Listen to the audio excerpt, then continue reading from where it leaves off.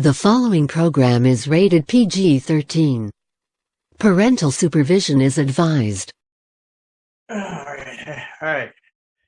Let me get my clothes on here and put my pants on. All right. Nobody's naked, right? All right.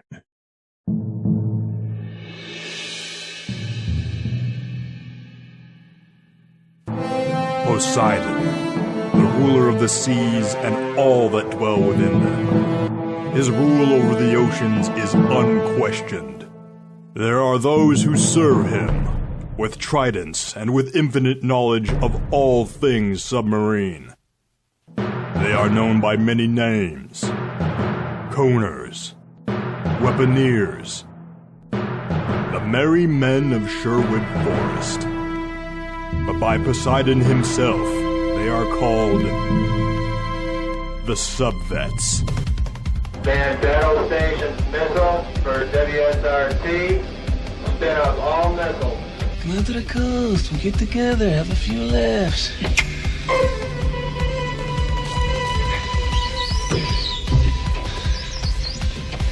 I know what a TV dinner feels like. Well, my problem is this little fella. Oh. I can't get the antlers glued onto this little guy. We've tried crazy glue, but it don't work. Have you tried Staples? Staples? Don't you dare. Activate emergency action procedure for nuclear weapon release. Who else reads books about submarines? My dad. Yeah. What if we were naked? Would anybody care?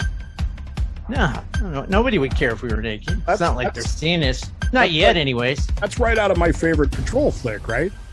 Kentucky Fried Movie. I'm not wearing pants. Film at 11. That's right. Welcome back. It's the Subvet Podcast. I'm Dave. I'm Eric. And we are your submarine experts because we say so. That's right. And I got my Christmas dog outside barking already. That's all right. The word off the elves. I got my Christmas kids and grandkids running up down the stairs and everything else. So if you hear that, that's what that's all about, because it's Christmas break from school. And everybody's off. Everybody's off. Lots of was it rustle and bustle? Is the saying? Or muscle and bustle, or if you're at the gym? Isn't it hustle and bustle? Thank you for correcting me. Wow. I like the muscle and bustle at the gym one. You didn't even catch that. Well, that's because I just got back from the gym. So, of course, I don't do any. That's right. I was even working out, too. I don't even lift, bro. I just get on the treadmill and walk. I love to walk. I do 12-ounce curls with Diet Coke all day long. Yeah. It's about it's pouring rain and about a gale force wind here. So walking outside like I like to do is moot point. Speaking of the weather, it is oddly like weather warfare going into my conspiracy zone. Dun, dun, dun.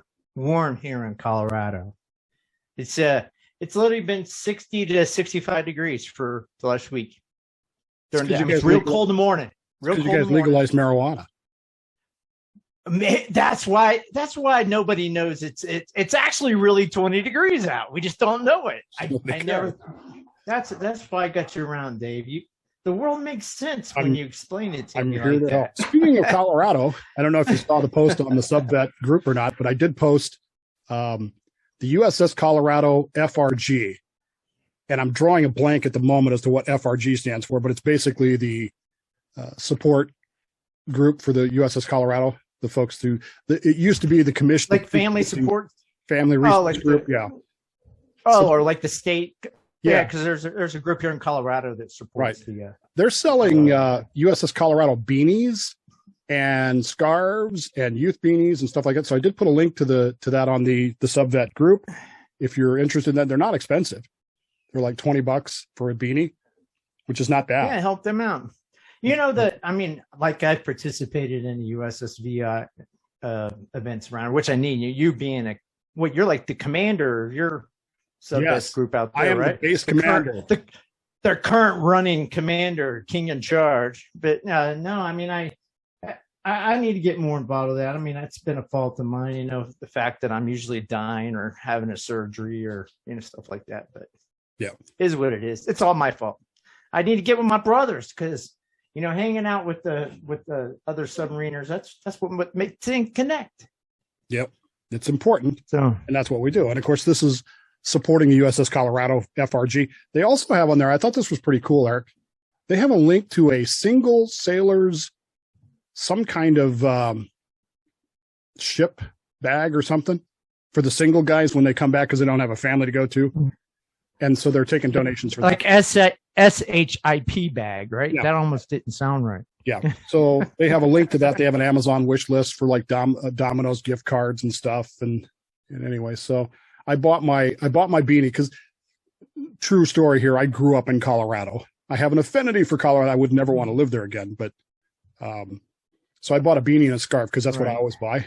And then I did throw in a Domino's gift card for the single guys. So, well, good for you. I didn't do anything. Now I feel guilty. I need to check that out. All you folks could go to facebook.com/thesubvet and check that out.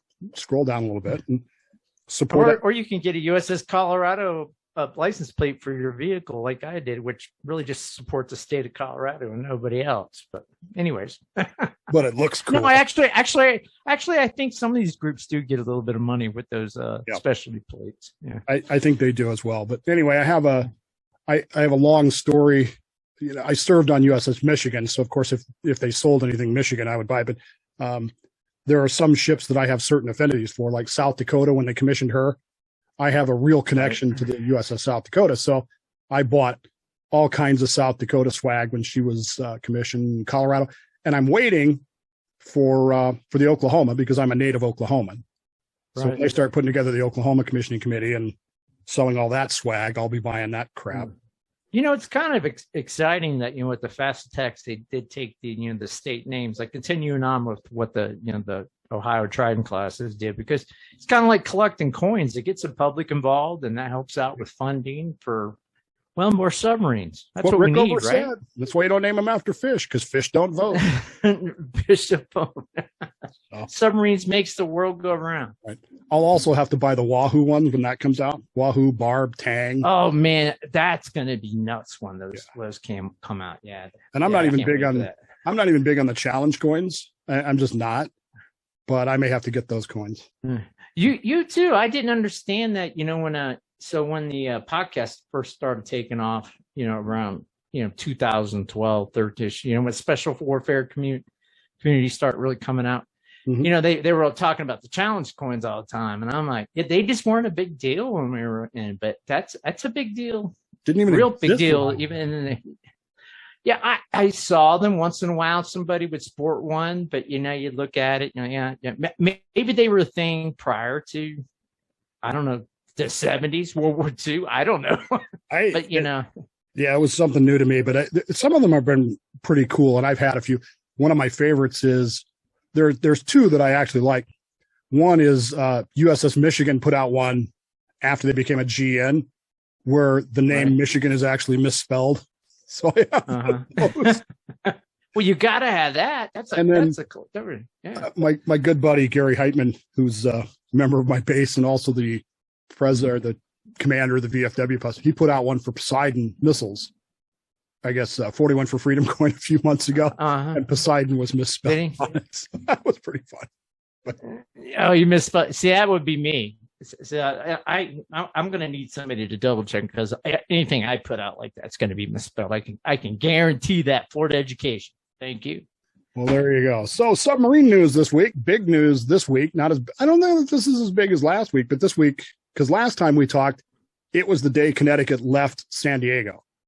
And we had watched her sail out, and that weather was real nasty. They made it safe. You right? Do you reckon they hugged the coast pretty much all the way up, or is there certain sea? I mean, they got to stay out of the sea lanes, like you were saying. Right. I'm not a navigational expert, although I am a submarine expert, obviously. But because I'm a weaponeer, that's why. Dean, you're a navigation expert. Tell us your opinion, Dave. Using Google Earth, it came pretty close to my track. I overcompensated for the weather, so I had them a day slower on the weather. But I'm told that the weather wasn't quite as bad as they had feared it would be, and they were able to maintain their speed of advance. And so they got in on Sunday afternoon, which would make it Thursday, Friday, Saturday, Sunday, make it 4-day transit. Was that Google's calculation or your calculation, or does Google depend on you for their algorithms? Right. My calculation drawing lines on Google. Don't send me an email because I can hear the emails already. Freaking FTB, man. I know how to get from point A to point B. So I know how to do a little bit of that stuff. Especially between 2 points not at the same latitude on a map. I know how to do run line calculations. So and if you need to get into low Earth orbit just a little bit, not way up into orbit, just a little bit, you might be able to get you there too, right? So I was, 12, 15 hours off because of the weather. I thought the weather was worse than they thought it was. Anyway, it was nice to see them get back. They went immediately to a place called Indian Island, which is, if you're looking at a map of the Puget Sound, you come in through the Straits of Juan de Fuca, and when you turn right to go into the Puget Sound, there's a place called Port Townsend, which is one of the most beautiful places you could. It's one of my favorite places on the planet. Mm-hmm. But across from Port Townsend is a place called Indian Island, and that's where the Navy magazine is there. It's been there for like 75 years, since World War II, and that's where all the nuclear weapons would be offloaded or loaded, depending on how you needed it done. Or that's like ordnance. People have trouble saying that too. Ordnance logistics support the Navy, joint military services, and allied nations during time of peace and war. 50 vessels on average stop there over the course of any given year. So what about it? I imagine that has limited access or limited viewing opportunities. It's actually on Marrowstone Island, which is a beautiful place. I mean, look, if you like, wetlands and stuff like that, cultural, natural resources, it's a great place to go. Port Townsend's a great place. That whole area, Port Ludlow, Port Haddock, all that stuff. But yeah, the left-hand, the northwest corner of the island is a pretty secure facility that you're not going to get into. Mm-hmm. You'll drive by. I think that's where that story, that swimming Sasquatch I was telling you about. Anyways, carrying on. It's named. It has the largest Defense Department container crane in existence, which is nicknamed Big Blue because it's painted blue. And believe me, if you're in Port Townsend, you can see it. You can look across the way there and see it. I started to go up there the other day just to see if I could spot anything. But I thought, the submarine's pretty small and black. Right. It's a long ways. I'm probably not going to be able to see it. And I really don't want to spend an hour in a car with my kids to get there and back. So I didn't go. But anyway, she made it safely there. And then a couple days later, I think it was day before yesterday, moved on to Bremerton. And, well, you got the inside. I don't think I've seen it. Well, I haven't looked at the news yet today. So yeah. It's been the shipyard. Yeah, she's in Bremerton and safe and sound. And ComSub Pack actually put out a really nice post of the crew meeting their family when they put it in. For my money, I can't get enough of those. The welcome home post with the family. I mean, I don't know. And especially in this particular case, it was an iffy thing, I think, along the way. And so seeing these folks meet their families was I'm sure their families have probably been worried sick. So I'm sure it was and it wasn't and for the holidays. So it's good all around. Yeah. So congratulations to everybody involved with that, because it was a huge deal getting them not just from Guam to Hawaii to San Diego and then up to here, but there were two other ships. I think that was probably the most dangerous trek was, coming from Guam to San Diego. That had to have been a real party. There were two other ships involved. As I understand it, the Navy has released this information, so it's not confidential anymore. Okay. For your sake. But if I'm not involved, arrest Dave, not me. But if it is, you know where to find me. USS Halsey was her escort from Guam to just south of Hawaii. And then USS Mustin from Hawaii to San Diego, and then San Diego to here. And Mustin, I also happen to know, is safe and sound in San Diego. She turned over Connecticut to the Coast Guard at the Straits of Juan de Fuca, the mouth of the Straits, turned around and booked it home, made it home in, I think, 2 days, made it back to San Diego. So she's safe and sound now at home for Christmas as well. So thank you and Bravo Zulu to those two crews. Yeah, thank you, the surface warfare community for helping us out. That was really good for you. Good doing that for us. Well, sometimes we need their help. We do. It's one big Navy, man. That's right. One big Navy. The only way that we can beat Army is with one big Navy. That's right. Still celebrating. So we asked folks on the page to contribute to the show, and you're still welcome to do this. So we have a phone line where you can call and rant and rave at us. You can yell at us if you want. We're under no obligation to use it, but if you would like to be participatory in the show, you can call and leave us a voicemail at that number. We'd ask people for Christmas stories. Right. Patrol or deployment on Christmas. We actually got 3. 2 of them were technically unusable. There's some problems. I'm actually getting ready to shut down my computer for some deferred maintenance. But also, just a reminder, when you're talking on a telephone, leaving a voicemail, it helps to be sober. I would have had that problem. I can't really talk bad about that, but yeah, it would be. This one time for Christmas, man, I was underway on a submarine. Yeah, they used to fish. Use verbs. Verbs are always helpful in communication. A few adjectives might help, some adverbs, noun or two. Yeah. And just a reminder, this is a family-friendly show. It's a family-friendly page. Yes, we're all submariners here. We're all adults. We get it. But, I don't want to have to bleep out too much. Yeah. Well, the idea is, we want to get the submarine community out there, like those special warfare guys. I'm tired of them getting all the kudos. They're a highly classified community too. Right. So look at them. They're off to the races. Everybody knows what a Navy SEAL is. Everybody knows what an operator is. Nobody knows who a submariner is, despite, what do we got? We got the Crimson Tide, the Hunt for Red October, and everybody's forgot about all the good submarines movies before that. So, did you forget about World War II and the Cold War and those things? No, yeah, with the younger community, they've never seen any of that. And some of those older movies are great movies. Right. So, some of those guys get a chance to talk to them. So anyway, we thought we would share with you a little bit about our Christmas experiences. Eric is wearing his Santa Claus hat, like the Grinch who stole Christmas. Oh, the weather outside is frightful. Did you put the fire is so delightful? Sorry, put a hat and antlers on your little dog? Getting in the mood. I glued them on because it kept falling off. So. See, I think that's why she's barking. Actually, staples work better. Oh, staples. Yes. That will be done. That will be done after the show. That's going to be done. Thank you, Dave. So, what else happened to you, man? So, I got one Christmas story here. Let's get it started because I did spend a couple Christmases on my patrol cycle. So.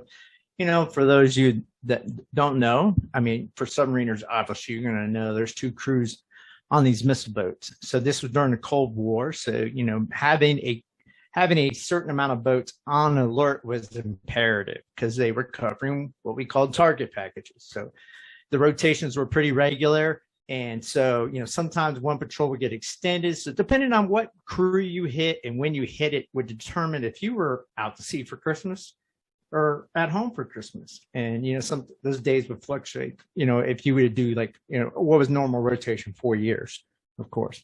So my first couple of years, I did 2 Christmases in a row. One of my, I got really great memories of a Master Chief Messier. And we were talking about that when I met up with my 2 buddies. He's my sea dad, John Pusher and Steve Yant, which he just lives down the street, which I didn't know he lived here for years, but we were talking about this. But this guy, if there was ever a movie cop that came to life, it would be this guy. You remember the gold rim glasses, right, Dave? That everybody wore, kind of like what you got now, but everybody had the same glasses. But this guy always had a cigar in his mouth because this is when people were still smoking. This was the Christmas of 89 going into 90. So it would have been Christmas of 89. So, but this guy always had the classic one-liners, man. This was a movie cop come to life. So I'm going to you might have to bleep some of this stuff out because this one line I'm just going to have to say because there's just no way to say it. But this guy was just classic. He connected with the entire crew. He knew every crew member that, like better than any probably cop could know a crew member. He was just a great guy and a blessing to have for a chief of the boat. But, we were coming in, I remember, off of patrol before that, because always coming into Scotland, even going into fall, was always had that ice rain. The rain would, as it would hit your jacket, it would literally turn to little ice things, and you might probably get some of that action too during winter time where you're at. But you know what they call it here? Here they call it chunky rain. Chunky rain. Yeah, that makes sense. Yeah. But you got the wind of the lock all closed in, the little mountain range coming, and he's just standing up there, just, all stoic with the cigar in his mouth. And we're all shivering, getting ready to receive the lines from the tug or working with the tug. And he'd be like, "Ah, cut your whining, bitches. It's a fine Navy day." Please beep that out afterwards. But, there was another time in control, just to set the tone of this guy. And I think I might have said this before, but we were in control and we were talking about divorces. Because, I got divorced young, right? Because I was one of the idiots that married my high school sweetheart. And so, and everybody else had a couple disasters like that. And it's got nothing, because, divorces, it turns out when you get older, it's not a all or one. It's one person's fault. Usually, there's, it takes two to tango, and whose fault it is. It's usually 60-40 or 30-70. It's never, it's 100% their fault. But, we're having those talks. And finally, he came in, he had enough. He goes, "Cut out the divorce talk. Nobody talks about divorce until you've been divorced 3 times. And we all just turned around and looked at him and we got, okay, well, I guess that's it for those divorces. But that's just the kind of guy he was. He just always had the classic one. He was also the one I told you about Riff. He goes RIFF. He added the expletive, and the reading is fundamental. We were saying, "We're bored to death, Master Chief. Who got nothing to do? Have you ever heard of the RIFF program?" And that's when he said the classic reading is, expletive fundamental. It was classic guy. So, anyways, let's get into Christmas. So, bored. Well, go qualify. If you've got time to be bored, you got time to clean something, man. That's right. Field day. There's always something to clean, right? We don't have to be bored. But, it never, what would be the same? The people's ingenuity, when you go into the seasons, decorating the boat, the artistry that guys would have, the different guys would have, and be able to, like for Christmas, the Christmas decorations that they would put up everywhere. I mean, these are just made out of whatever you can find. Duct tape, because you had red and green, obviously. There you go. There's your little, a decoration that way, and of course they brought some lights and stuff like that. So we're all getting into the festivity and stuff, and we knew Christmas is coming, so it's Christmas Eve. So you always had to go up and to PD and get some fresh air, and they grab some comms. And I think that was always captain's discretion when it was done. I know it had to be done ever so often, but based on whatever was going on, it was usually discretion. So we didn't think nothing of it. So we go up to PD, and the boat's starting to rock around a little bit because you're up there in the North Sea. God knows, where you're at up there. And all of a sudden we heard ding, ding with the bell, the same bell you would heard when you're in port.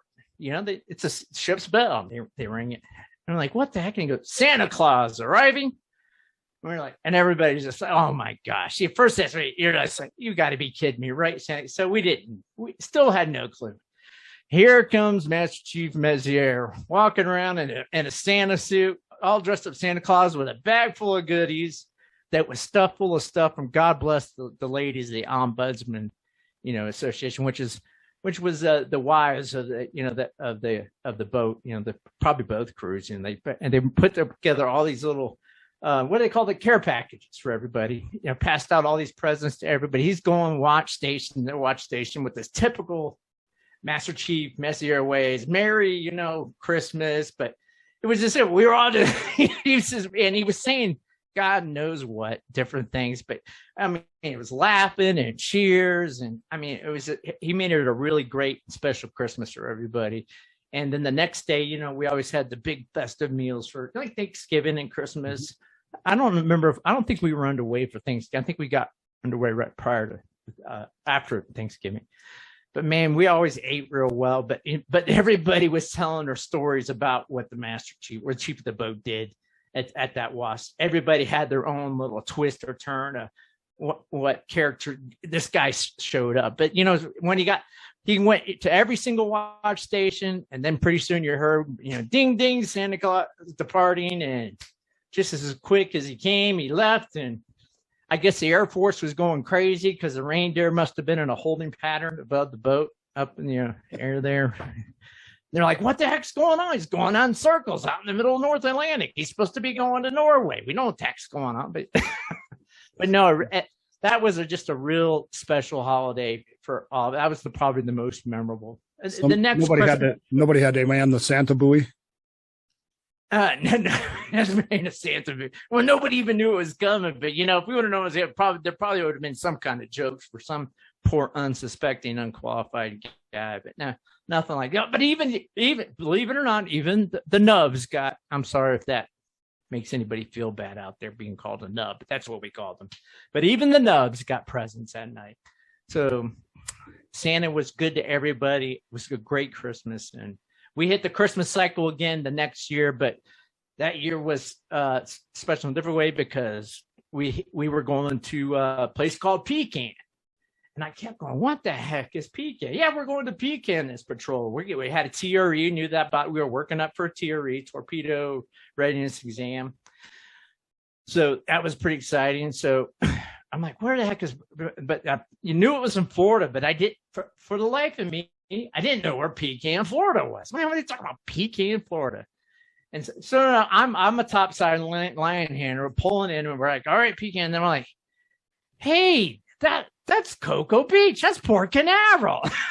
And you're young in your career. You're not used to all the acronyms yet, but yep, Pecan stands for Port Canaveral. So I got to spend Christmas at home in Central Florida, which worked out great. And we got underway, not just a few days after that, because prior to Christmas, we were going in and out, because you do your torpedo loadouts at Port Canaveral and you go out and do your shooting exercises and your exams and all that kind of stuff. But we're in and out of there, did Christmas there, and then we got underway, and that's when the Gulf War was starting. And I remember there was because America hadn't been in a war since Vietnam, so there was a lot of tension building up. CNN was kind of a new 24 hours news cycles was still relatively a new thing and working out all up. And soon we got underway and the war got started, and that was all she wrote. But those were my two Christmases underway.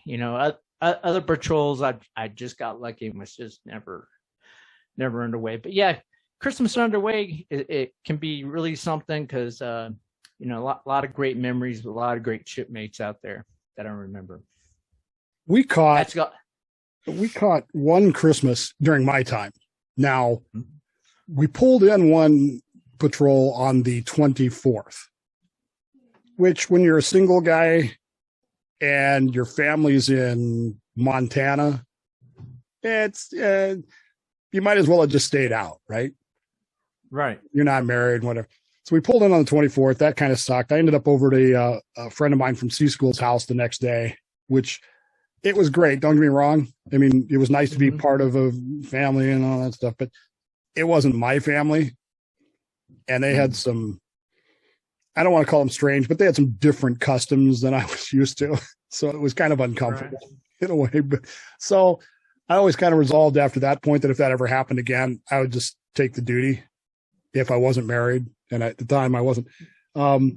We did do a Christmas patrol, but we always caught the Thanksgiving patrol, always. And so just hit it right. Yeah. We just hit it right. And I love Thanksgiving at sea. I say this with some trepidation, but it's true. There is only one place I'd rather eat Thanksgiving dinner than on a submarine, and that's my wife now is a fantastic Thanksgiving meal. But prior to that, if I had my choice, I'd eat it on the boat because it was so good. And it was, wouldn't they would just go all out, wouldn't they? I know what you're talking about. And we wouldn't do, normally lunch was 11:30 to 1300, and and then dinner was 16:30 to 1800. Whatever.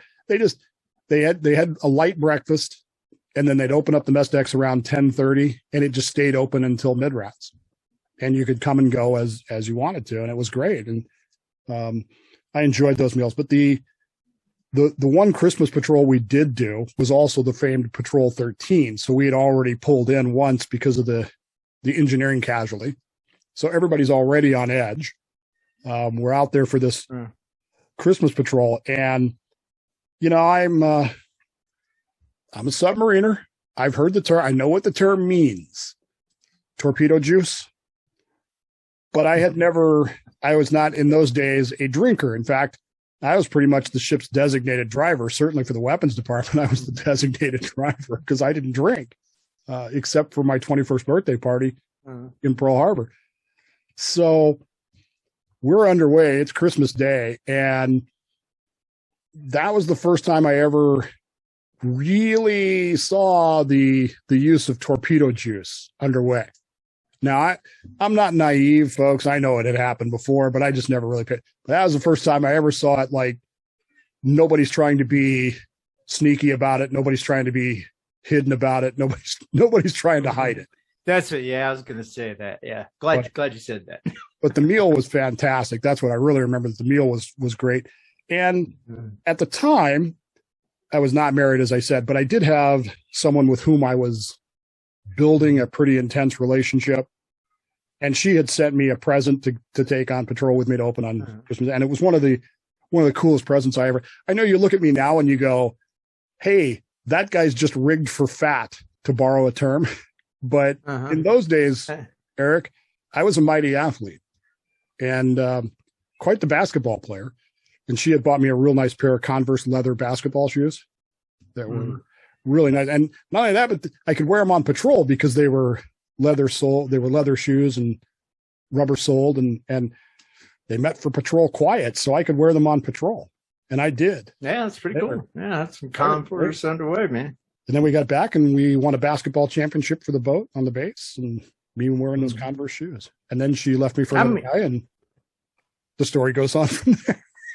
Yeah, we kind of talked about how competitive submariners were in school and stuff like that. But that competitiveness went everywhere. I mean, whether you're an athlete, or, in high school, or when you're growing up or not, you became an athlete when you're an off crew. Man, everybody played basketball, softball, drunk, even softball games. We had to have two teams for everything. We had to have two teams for everything because it was that competitive. Now, we were actually never in during football season. We were always out during the base football seasons. We always missed out on football, but I did play when I was at Trident Training Facility.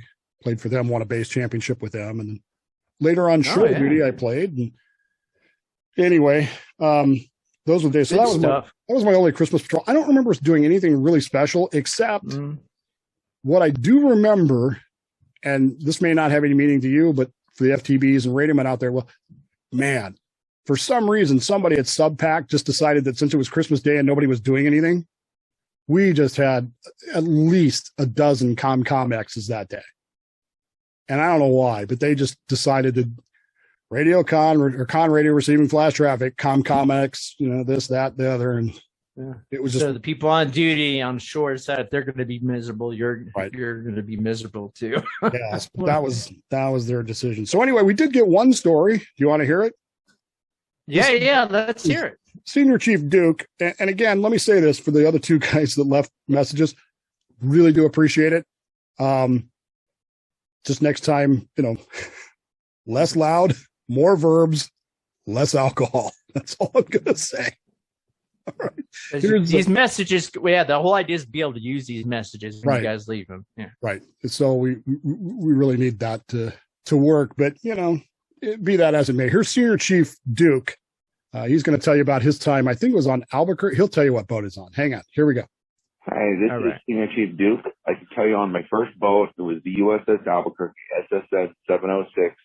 I was the engine room supervisor, and I was hanging out in engine room forward, and we had a Lieutenant JG, Paul Blodgett, come down and ask us if we could make him a Santa suit, So we used EB red, the tape, EB red, terry cloth, because the engine room forward was an ELT, and we used, the the plastic from, you know, that we used to make like, you know, portable vents, Yeah. you know, and we made legs, and then we made, you know, a Santa suit.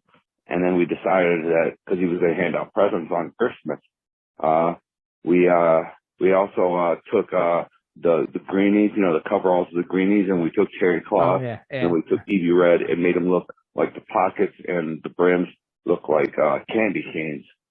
So, you know, when he was handing out presents, me and, you know, MM1 Bolin, and, you know, he was MM3 Bolin at the time. I was MM1 Duke, you know, at the time. We ran around and we sang Christmas carols in high-pitched voice. His nickname was, he called himself Sprint, and I was Pix. You know, that was our elf names. And we would run around the engine room singing Christmas carols. And then when we were on the mess decks, we sang for the captain and we got our pictures taken and stuff like that. But it was a great time. All right, that's it. Bye. There you go. Senior Chief Duke telling you about singing. What was his nickname? Spritz?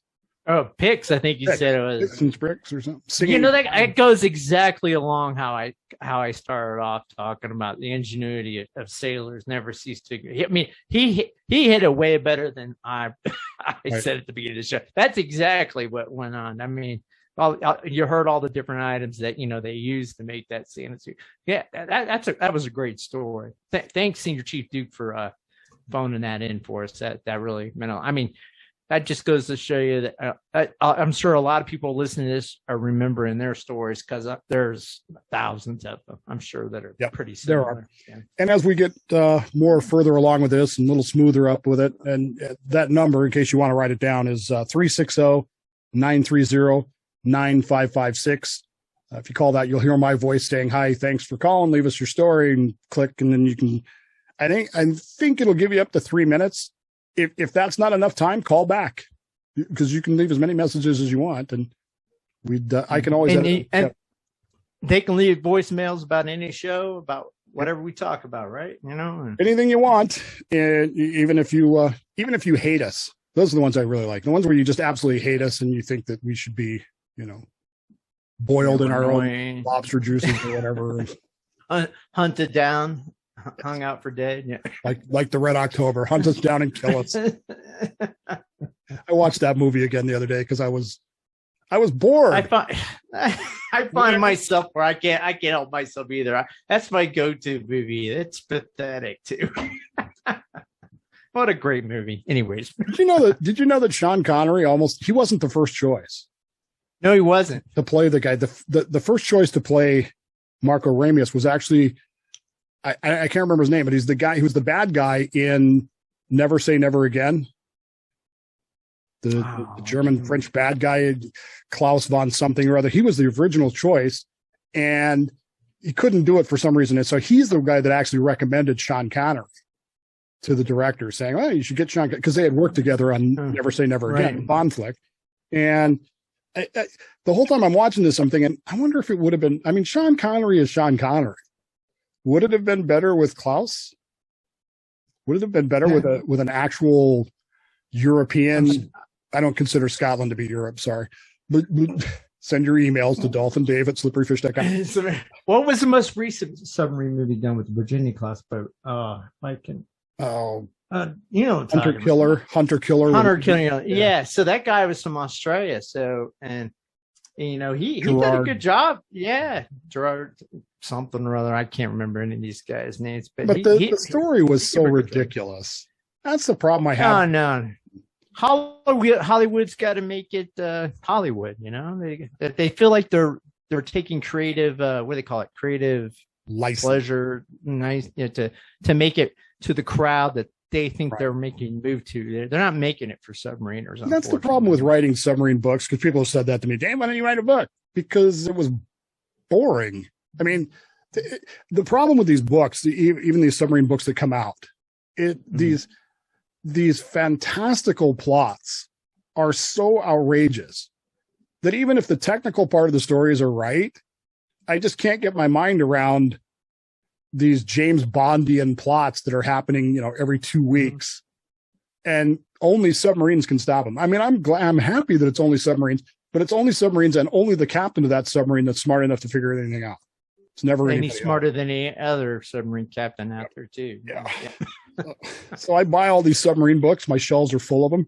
So I support you, all you guys that are writing submarine books. I do support you, but some of your plot lines just need a lot of work.